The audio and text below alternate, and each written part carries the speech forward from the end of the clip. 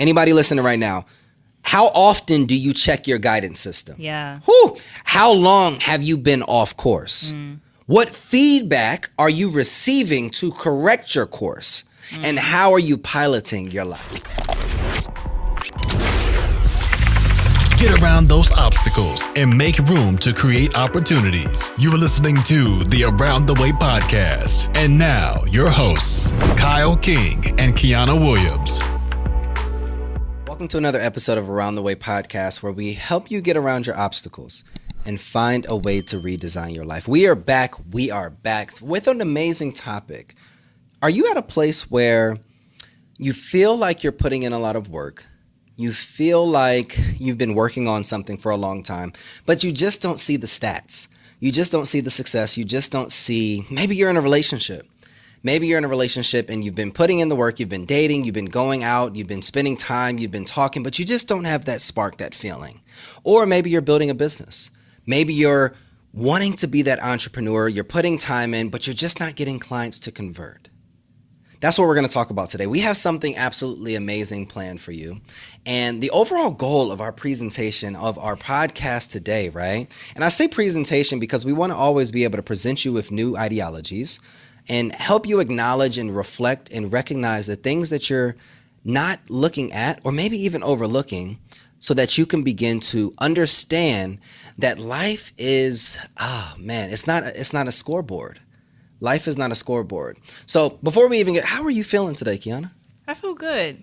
I feel good today. Tired, but I feel good. It's been a crazy last few weeks. Literally like traveling all over the place, back and forth.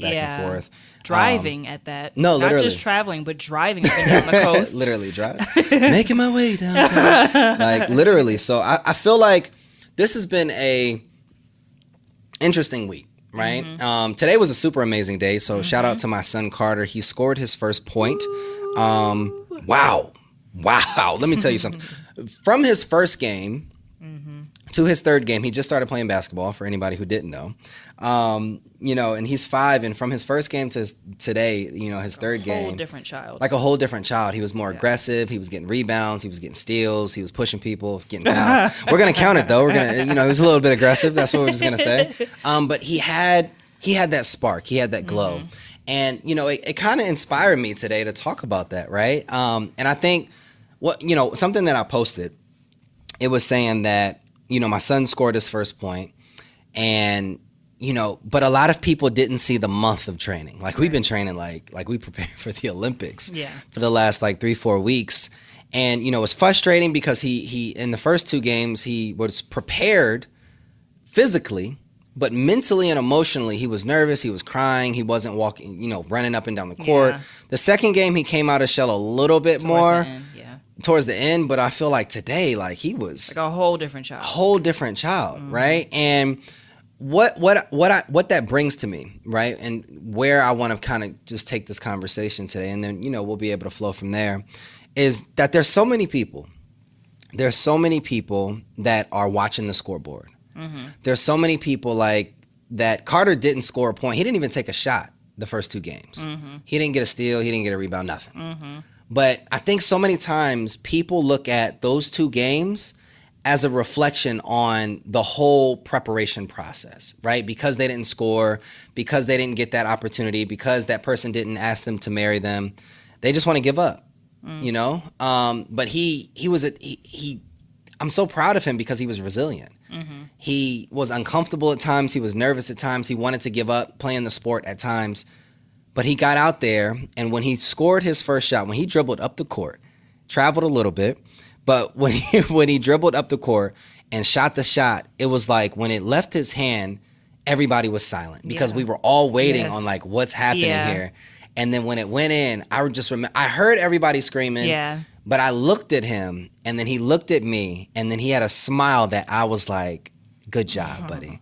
So it was like that sense of confidence, and I think so many people quit before they get that moment, right? Why is that?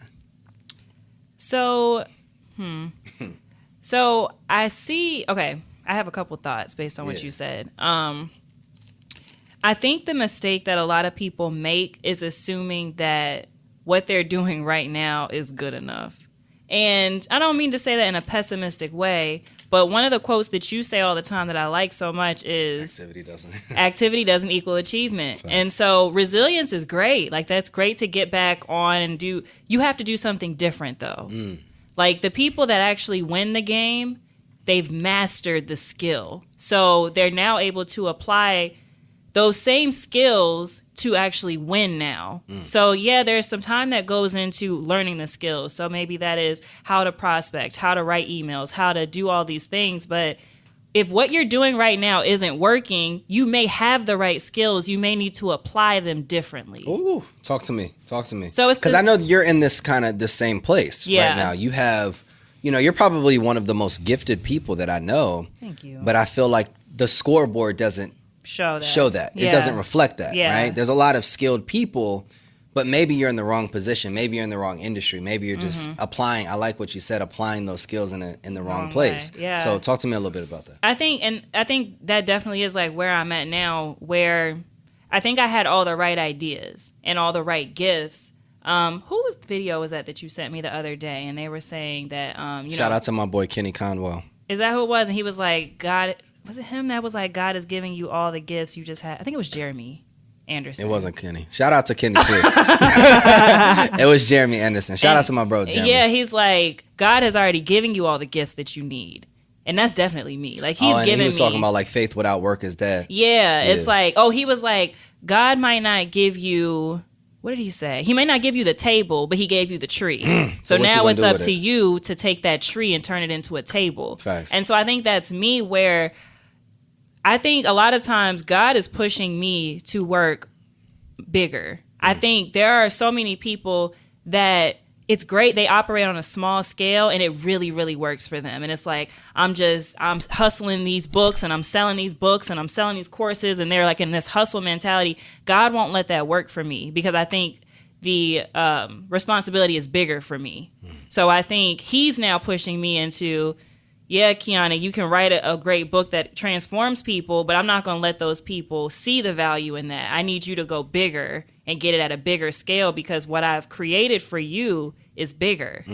So that's the realization that I'm coming to, is like, what works for other people, as you've seen, it doesn't work for me. Facts. But that doesn't mean that my value is less than them. It means that my assignment is different. And I think it's bigger than what I see other people. I love that, what you just said, right? You said if it doesn't work for me, that doesn't mean that I shouldn't be working for it or working towards it, right?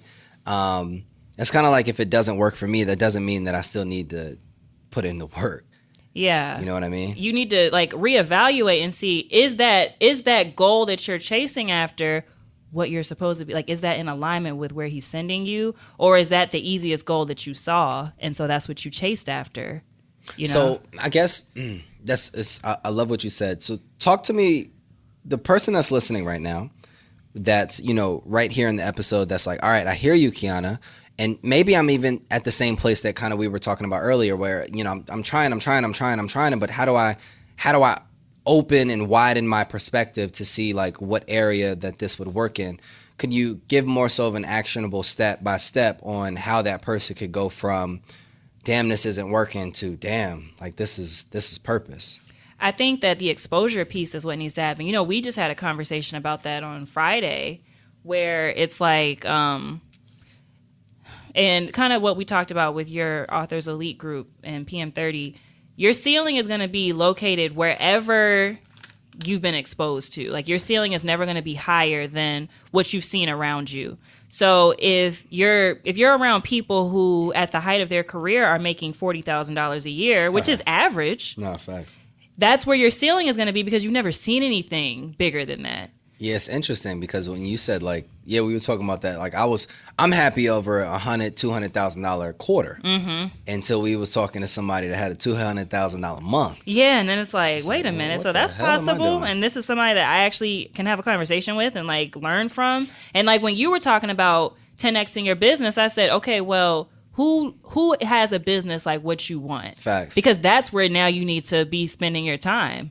I want to tell everybody, anybody listening right now, right? I want you to create a big picture vision map, right? Big picture vision map. Write that down. Big picture vision map. I want you to identify where you want to be, who you want to be, and like what your lifestyle is within the next 3 to 5 years.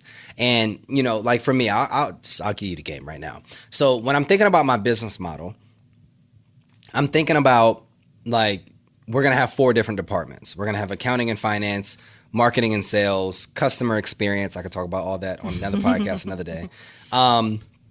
And then we're going to have what? Operations? Yeah, operations and human resources, right? Marketing already. Yeah. So when I think through all of these different things, what I then did is I asked questions. You know, who's handling payroll?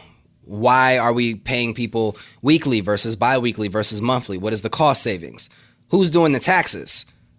How can we, you know, leverage assets so that we minimize taxes? So every single question that you would potentially have, I want you to really dive deep. And this doesn't even just have to apply to business. This could literally apply to anything. Yeah. So like, think about a relationship. Like, who's taking out the trash? Who's cooking? You know, who's picking up the kids? What are your expectations? You know, do we have more kids? You know, Yeah. what are we going to name our kids? All these different things, right?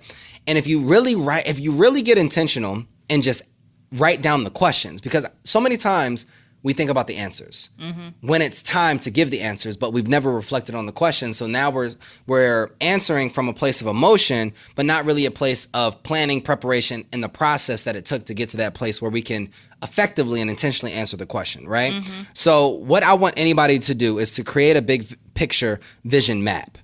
Ask all of the questions. Write them all down. Get a Google document out. Write all the questions down from them different ages or stages or areas of your life, right? And what I want you to do is identify actions that would align with those different things. That's your how. But before you do the how, I want you to identify people in your network. We're going to go there first.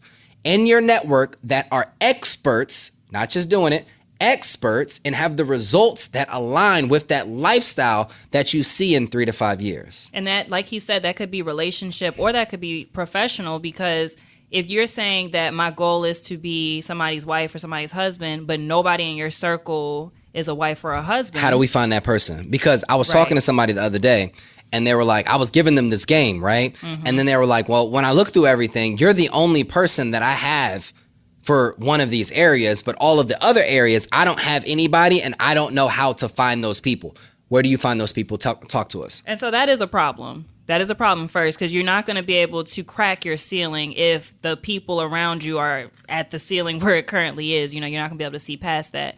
So I'm going to say first, if they're not in your circle, you're going to have to look outside of your circle. You're going to have to find people that maybe you know of, because we all know of people like. And this is the thing that Kyle is really, really great at in terms of making connections with people that he doesn't know, getting into rooms that he doesn't currently have access to. And so whether it's access to all the rooms. So it may be somebody that you see on social media. Madi posted something, he posted often actually, where he was saying like your timeline should be inspirational, educational, and then a little bit of entertainment. It's okay to unfollow people if they're not like in your area, and follow people that are. So like anybody that follows me, if you're feeling like I need more people in my arena that are motivational, inspirational, and talk about the things that you talk about, you can reach out to me. Can I pause right there? Can we give them like a slap check? I don't even know the proper term. Before you start unfollowing all the people that are currently in your network, and before you start following all these people that you would want to be like, I need you to take a mental note, an emotional check, and a trauma check so that you don't look at these people and then it creates insecurities, it creates jealousy, it creates envy, right? Let's check that first. Because when I intentionally have done it, I look at all these people as like, I share all the stuff with you. It's oh my God, look at his wedding. I want to do my wedding like that. Oh, look at that car. I want to do that. And it's not more so like, oh my God, I don't have this. It's more so like, this is possible. It's a mindset shift. So you have to shift the mind before you actually act in what you shift your mind before you act within the intention. Yeah, because it doesn't help you to go follow a whole bunch of people and you're like now feeling bad about yourself and like now you might as well stay following who you were following. But it may be the people in your immediate network that are making you even feel like this person is like a threat to you rather than a motivational. It's the same. It's the same. Yeah. It's just certain people take it as a threat. Other people take it as motivation. Like for me, man, and I want you to continue to answer that question. For me, I follow all of my competitors because like, I don't even look at them as competitors. I don't know. I look at them as inspirations. Like in somebody in my specific lane, if I'm doing 125 a month, but that person is doing 250 a month, I'm like, well, maybe that person's marketing or messaging, or let me go check out their funnels, or who are the type of clientele that they're working with, or not even from that perspective. I'm trying to be this amazing man. Well, what are the characteristics or the qualities or the captions or all these different things, right? So I think for me, it's really, I feel like Instagram has exposed me to all of the possibilities. Like shout out to Marcus Barney for just now buying a private jet. I think, we look at Grant Cardone and Gary Vee and all these other people and, Devon Franklin and all these greats. But when he showed that he bought a private jet, it's like, wow, my first thought was like, not this dude. Yeah. It was like, wow, it's possible. Yeah. Like now I know that it's possible. Maybe I can, I'm 28 now. He's in his 30s. What can I do so that moving forward, I can have me a private jet where, me, my wife, and my kids are in a few years flying private everywhere or renting out the private jet and chartering it to other people. So I think for me, I'm now at the mental space where I can look at stuff like that. And it's like when I was on the phone with Jeremy yesterday and he was just running his numbers and running his business model and running all the people that he has on staff. And I'm like, yo, so I asked him, I was like, look, how much is it going to cost me to come to Atlanta and spend a week with you? He said, look, I can't give you a week. He was like, but I can give you I can give you 2 days and it won't cost you nothing. So hopefully I can say that on air. But the beautiful thing about it is that relationships has helped me build those tables. And that's the thing. I think you're a great person to talk about that because people will hear that and run with it. But I think the goal is to build relationships with people that motivate you. Because all relationships are not beneficial, Yeah, it's like you can have relationships with all types of people, and who's actually pushing you, who's keeping you stagnant, who's motivating you, who's bringing you back to old behaviors and habits. Like all those things are important. And if you see someone who motivates you, you can nurture a relationship with that person, whether or not you currently know them right now. No, facts. Yo, it was a quote from the book, what was that? Willpower Doesn't Work from Ben Hardy. And the quote said, shout out to Dan Sullivan. It was like, surround yourself with people that remind you of your future, not people that remind you of your past. Yeah. And I'm not going to lie. I've heard a lot of quotes in my lifetime because I read a lot. That quote may have been the most profound quote in the season that I'm currently in, honest to God. And because I look at everybody now, like, is this person that I can see my future? Like future Kyle, 10 years from now. I look at that person right now in 2021. Is this a person that I see 10 years from now? Are their qualities, their characteristics, their behaviors, their actions, the ability to communicate or converse, their thought process, their perspectives, how they treat their kids, their family, how they move in the community? Is that 10-year Kyle now? Because I'm not operating, I'm about to give y'all the game. I'm not Kyle in 2021. Right. I have to operate like Kyle when I'm 38, not 28. Because if I operate now like a 38-year-old, when I'm 38-year-old, I've accomplished all of the things that my 48-year-old self, that's how you cut 10 years off your life. You want to cut 10 years off your life? Operate now, your 10-year self.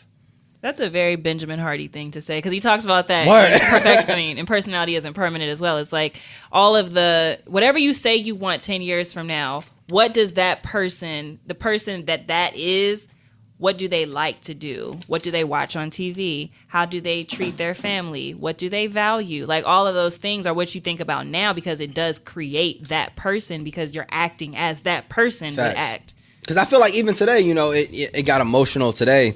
And I almost had to turn up. I did. But then I recognized, like, as I was driving in my car, I was like, is this Kyle now that's responding this way? Or would Kyle 10 years from now be proud of how you responded this way? And I had to check myself. And then I had to come back and be like, look, I apologize for how I came off. Let me ask you this, because you brought this up in another podcast. I don't know if that podcast has aired at all by this time. But you bring it up. Was that you? You said you were talking to a therapist, and they said that was you, right? Is that 12-year-old? Who was that responded to I think that was Kyle, probably like in 2018, 2019. And I feel like, 2018, 2019 was with a specific person, and the person that triggered that reaction today reminds me of that specific person.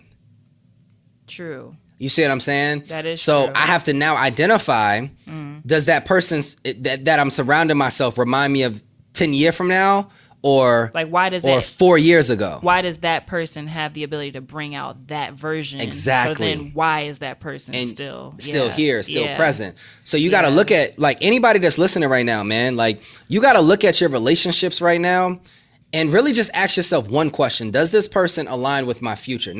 Actually not, scratch that, because y'all all think, oh yeah, we can get it. Does this person remind you of your future self? Or remind you of them good old college days, or remind you of you popping off and it's okay, or remind you of when you was cheating and that's the person that you could laugh about it with, or remind you when you was out here spending money and you don't have any investments. Like, I had to check one of my little ones last night when she was asking for a $600 Versace robe, straight up. And I'm like, do you have stocks? You just graduated college and the first thing you asking for is a $600 robe. You don't even have a job yet. Where are our priorities? But if I didn't check her like that, I wouldn't have got that thank you text this morning. Because you may look at it at the moment and it feels uncomfortable. But if you really challenge people on what they need to be doing or how they need to be thinking, the next day, maybe the next month, the next year, they'll see it and now they'll recreate that action or activity. No, that's true. That's true. I think that takes a lot of discipline and reflection. That some people don't want to do. I think as I've gotten older, because that's uncomfortable, I reflect more. Shout out, I feel like I'm giving like shout outs everybody. The Jocelyn and Aaron Freeman episode 5, shout out to episode 4, excuse me. And they were talking about like your argument hangover time. And I feel like I'm really operating in that space. So if I get into it with someone or even get into it with myself, I'm not allowing that hangover process to stretch any further than it deserves to be stretched. Like, that hangover will not push me in a space that I don't need to be in. Yeah. It's not going to control me anymore. That's an amazing conversation. Y'all listen to that episode if you have not heard it. Because I think in talking to them about their book and about that whole concept, which was new to me, but a great name for it, I think it made me reconceptualize how you deal with arguments, because a lot of times somebody says something, somebody else says something, that it was inappropriate, but then it's like, well, I don't want to be the first one to say something. I don't want to be, or you just like, okay, well, I don't want to talk to you. I'll talk to you later. And then y'all both just sitting there angry, like in the meantime, and it's making everything worse because you're not talking to each other, but like you're telling yourself all of these things, and then you're like adding in this extra stuff, and the more time you have to think about negative stuff, it becomes bigger. And so if you can decrease the time that you come back together and move forward, it's like you've prevented all that negative buildup. I was reading something a few weeks ago, about 2 weeks ago, and it was talking about how the smallest things, if we don't rectify the small things, it's going to be able to create a massive like destruction within our lives, right? Yeah. And it was talking about this story. I think it was 1974. One of a chartered plane. I don't remember if it was Delta's, one of the airlines. They were flying and doing like a tour over Antarctica, right? And the traffic control were off 26 degrees. Or 2 degrees east, or something like it was 2 degrees. They were off on their little measure, whatever. I don't even know what it's called. Any pilot, comment on the section below, like what it's actually called. Is it a compass code? What is it? The compass. They were off 2 degrees, so it pushed them 26 degrees or 26 miles east. So they were off 2 degrees. 2 degrees. It pushed them 26 miles east. So that's not a lot. But Yeah. that's like here. That's like an hour drive. Yeah. Right. So it pushed them 26 miles east. So what happened is when the plane was flying over, they were doing their last like lap so that they can see the glaciers and everything in Antarctica. The pilots didn't recognize that when they were coming through the clouds, they were on top of a volcano. So when they were coming through the clouds, they didn't recognize that they were 26 miles east from their specific, like their desired location. So they were sitting on top of they were coming through and on top of an active volcano. So the volcano erupted. And I mean, it's not a happy story. Yeah. But obviously, you know, the volcano erupted. They ended up in the volcano. Hopefully I'm telling the story right. Long story short, everybody on the plane died. Right. And it's such a profound story to me because 2 degrees pushed you 26 miles east and killed everybody on the plane. Yeah. So when you think about your life, when you think about anybody, when you're thinking about your life, what are the small things that you need to rectify now that are creating a volcano eruption within your life? No, Who are that's the true. people? Maybe it's just one person, but it's creating eruptions in your relationships. Over and over again. Yeah. What is the one action or the activity that you keep doing Yeah. that it's okay, but it's really not okay? And that's the thing. It's like we try to trivialize things that we want to do. Facts. And so it's like, oh, that small lie or that small, The little stuff. yeah, or just not showing up sometimes because I'm tired and I just don't want to show up, or just what those little decisions, like you said, little decisions that you make can really take you off course. Woo-hoo! Let me give it to you. I got a question for you. Go ahead. So I love how you said off course. So it's how are you piloting your life and what feedback are you receiving to correct your course? Because you are off course, and how long have you been off course? So that's 3 questions I want people to ask, right? So when you're thinking about it, anybody listening right now, how often do you check your guidance system? Yeah. Whew. How long have you been off course? What feedback are you receiving to correct your course? And how are you piloting your life? So you could take one of those. So what was the first one again? How are you piloting your life? So I talk about this a lot. I feel like this season, I'm very spiritual led, and like, you know, I'm all into the energy and all this Facts. stuff. I don't feel like energy ever lies though. I don't think energy has ever lied to me.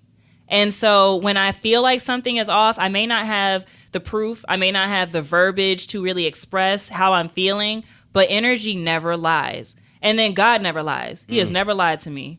Any situation where, and it's still with the energy, I mean, any situation where I've heard or felt him and he showed me through energy or through actions, like small actions, again, like the 2 degrees. Sometimes you see something in somebody and it's just a 2 degree, something is off by 2 degrees.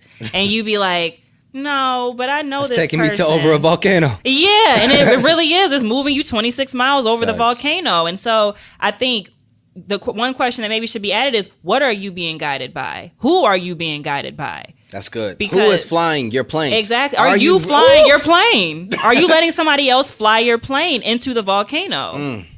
Because when you think about it, right, and anybody could probably attest to this, a lot of the issues that you go through in relationships are not you and the other person. Which just sucks. Which is crazy. Yeah. So you're allowing someone else to pilot your love for someone else. Yeah. That's not even included on this ride. Yeah. You're letting a passenger, you're opening Opening the cockpit. You're opening the cockpit, allowing a passenger that is blind and deaf to come in and fly your the plane. plane for you. Shout out to all my blind and deaf people. I promise. Like anybody in the comment section, I'm not that guy. I was just trying to create more of an experience. But Oh my God. But really, that's what Literally. it is. It's like, you said this in the first season. Like, sometimes, do you remember what I'm about to say? Sometimes you have people, you have the roofer that laid the roof. Nah, you facts. trying to have them now hang the curtains inside. Literally, You all got of that. them living in your guest bedroom. Like, you got them just like hanging along for the ride, and they've already filled their purpose. And it's time for them to go on to the next to go to the next job. job. Yeah. And so, yo, this is the crazy thing, man. We all talk about like our standards are high, our expectations are high, and we live this private jet lifestyle, but you're allowing people. You can't book a private jet for $300. You can't book a private jet for Spirit prices. Yo, shout out to Spirit. Nah, because their planes, yo, my pops, my pops said I will never fly. He flew Spirit one time. And we're definitely not going to get a sponsorship. I know, after now this. You messing that up. And he said, yo, it was like riding on a Vietnam plane. Like literally. But like literally, you can't, if you're chartering a plane, you can't pay those prices. So why are you allowing people on your private jet that can only afford Spirit prices? Yeah. Right? Yeah. So we're going to go on a commercial. Welcome back, guys. We normally don't take commercial breaks when it's just me and Kyle. No, That's how don't. you know it's something going It's on here. Spicy in here. Yo, anybody riding to work right now, pay attention. Stop pulling out your phone to take notes. You can come back later. But I want you, anybody that's actually watching this right now, I want you to share this with somebody. Because, as we come back after the commercial, I want you to really identify how or who, like you said earlier, Kiana, who was chartering your plane? Who was flying your plane right now? Who is piloting your plane, your life, right? And then I want you to think about how often do you actually check your guidance system? And that's an important question, because you complain when you're sitting in the airport. You complain when there's a delay on your plane because they got to put gas, they got to change something out. You want this amazing experience when you're just up in wheels up in 5 and you're headed out. But if there was that one issue that they didn't take time to fix, your plane would crash. But there's things that you're not taking time to fix, and your plane is continuing to crash every single time you get onto that thing. And let me say this, because I'm very vocal about saying like I'm Spirit-led and all these things. You can't say you're Spirit-led if you don't seek guidance from God. If you're not recalibrating, if you're not praying, if you're not fasting, if you're not doing all these things, like, yeah, God can do amazing things, prayer can do amazing things, but if you're not actively making sacrifice, because sacrifice is a part of that, and you're just wanting to go on your own accord and do what you want to do, you don't say you're Spirit-led. Don't say it. That's good. I feel like when you're Spirit-led, it helps to guide your destination, but you first have to identify, talk to God, and you first have to understand what that destination is. Yeah. Because if you understand what the destination is, you create a roadmap, a blueprint to that destination using that compass that I couldn't figure out what it was called earlier.